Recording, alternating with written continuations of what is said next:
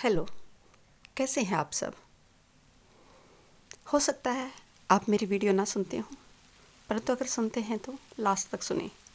और आपसे रिक्वेस्ट है कि अगर इस वीडियो से कुछ भी बेहतर आपके जीवन में ऐड होता है तो उसे ज़रूर करें, क्योंकि मेरा उद्देश्य है अपने आसपास को बेहतर और खुश बनाना। तो आज मैं आपसे अपनी नेक्स्ट पढ़ी हुई बुक इकिगाई, जिसको लिखा है हेक्टर ग्रेशिया और फ्रांसिस्को मिरालेस ने। इस बुक में राइटर्स ने जापान के सीक्रेट को रिवील किया है कि कैसे वहाँ के लोग खुश और लंबा जीवन जीते हैं।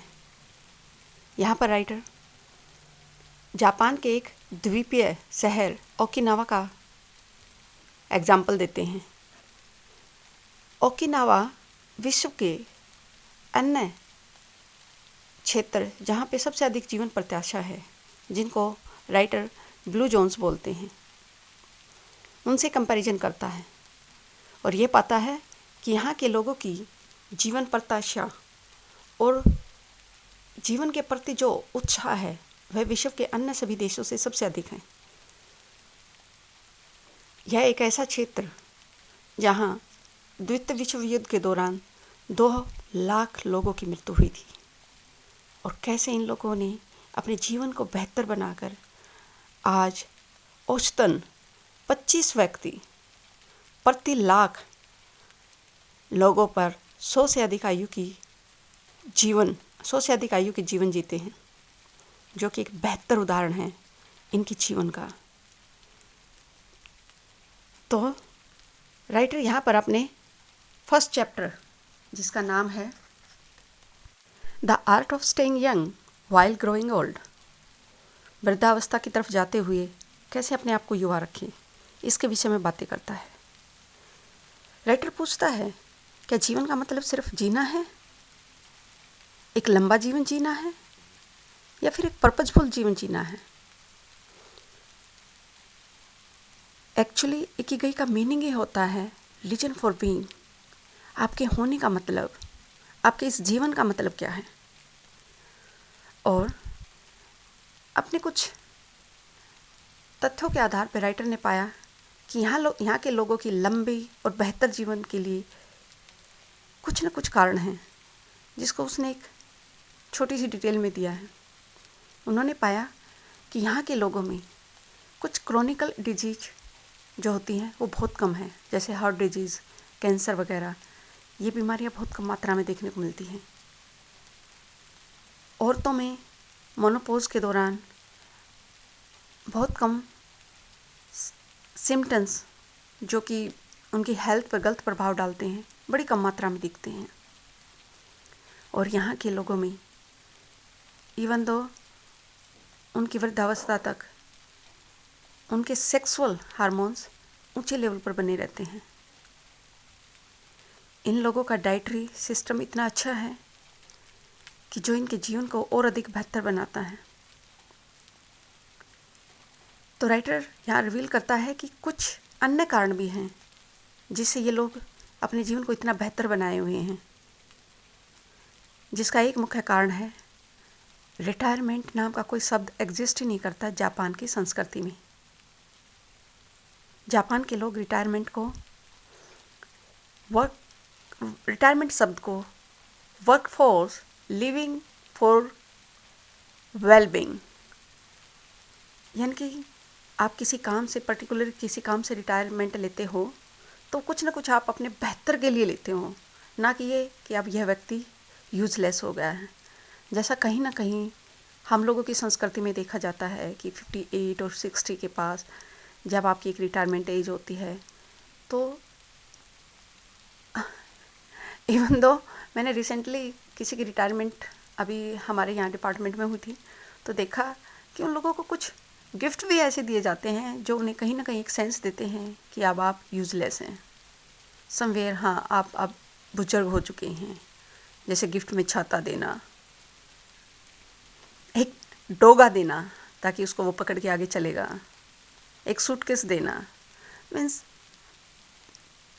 हम कहीं ना कहीं स्वयं इस चीज़ का एक टैग लगा देते हैं कि आप अब सोसाइटी के लिए उतने बेनिफिशियल या अपने परिवार के लिए उतने बेनिफिशियल शायद ना हों, लेकिन जापान के लोगों की एक अच्छी बात है कि वो कभी भी रिटायरमेंट शब्द को नहीं लेते और वो अपने लाइफ में इतने अच्छे से एक्टिव रहते हैं कि जब तक उनका जीवन साथ देता है, उनका शरीर साथ देता है, वो एक्टिवली अपनी एक्टिविटी में पार्टिसिपेट करते हैं।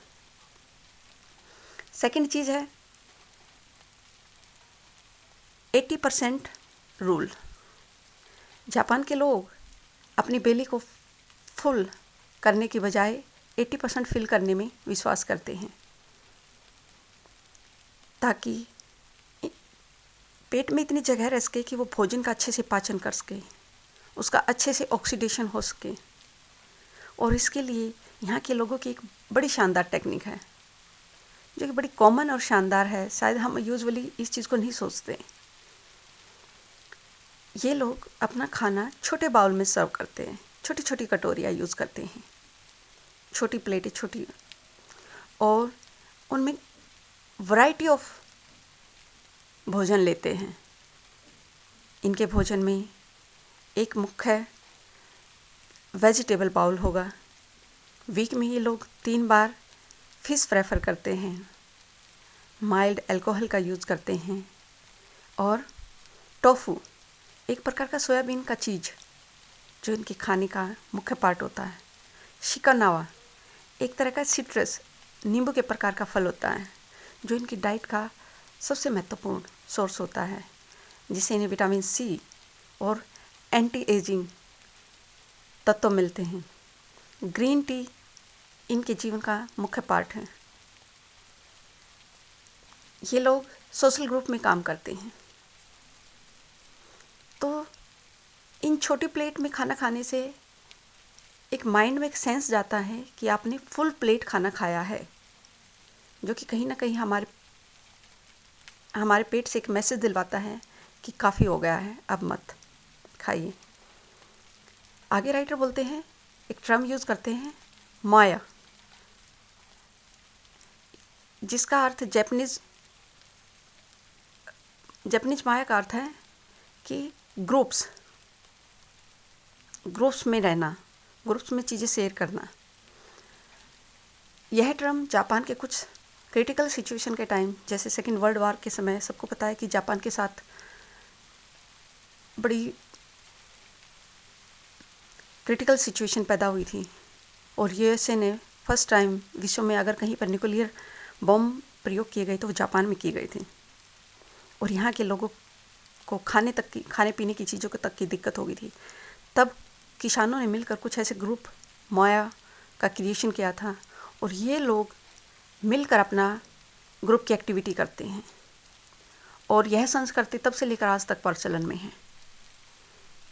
इस समूह के लोग इकट्ठे होकर कुछ मनी कलेक्ट करते हैं या सामान कलेक्ट करते हैं, और ये लोग अपनी सोशल एक्टिविटी करते हैं, जैसे मंथली गाना बजाना, डांस, कुछ गेम के प्रोग्राम, और छोटी वो कहते हैं किटी पार्टी टाइप सिस्टम। और कुछ पैसा जो बचता है, जब इन्हें लगता है कि उनका किसी सदस्य की सिचुएशन ऐसी है कि वो अपनी फाइनेंशियली और घरेलू जिम्मेवारियों को पूरा नहीं कर पा रहा है, तो उसको सपोर्ट करते हैं। और इनकी ये एक्टिविटी इतना अच्छा काम करती है कि लोगों के अंदर एक सेंस ऑफ सेटिस्फैक्शन और सिक्योरिटी देता है, जो कि कहीं ना कहीं आपके जीवन पर बहुत अच्छा प्रभाव डालता है। आप निश्चित होकर टेंशन फ्री लाइफ जीते हो, जो इनके जीवन प्रत्याशा को अधिक बनाता है। तो जापान के लोगों की कुछ ये ऐसी चीज़ें हैं जिन्हें ये लोग मिलकर एक सोसाइटल फॉर्म में शेयर करते हैं। आज मैंने आपके साथ इकिगाई बुक का फर्स्ट चैप्टर शेयर किया। नेक्स्ट चैप्टर मैं आपसे अगले एपिसोड में शेयर करूँगी। मुझे सुनने के लिए धन्यवाद।